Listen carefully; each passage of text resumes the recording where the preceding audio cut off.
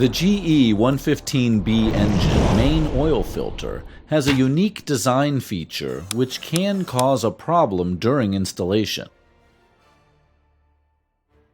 Notice that the hole the drain plug goes through is smooth. The drain plug does not thread into the filter cover itself. Rather, it threads into the filter element. Inside the filter cover, there are stiffening ribs. 3 of these ribs have relief notches cut into them. The 4th does not. It is solid all the way across. Also, notice on the bottom of the filter element, there is a protruding pin. The purpose of the pin is to make contact with the stiffening rib with no relief notch, allowing the drain plug to be tightened to the filter element. Current installation procedures instruct us to first install the filter element into the pump, then install the filter cover over top of it. If it just so happens that the filter element is positioned in such a way as that pin will be contacting that solid stiffener, and then we tighten the filter cover with the bolts, it will crush the filter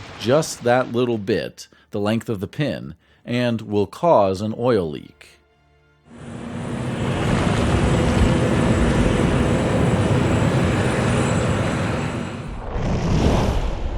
A best practice is to first install the filter element to the cover, making sure it's between stiffeners. Hand tight with the drain plug so the filter element cannot move. Install as an assembly, then reinstall the treated bolts and nuts.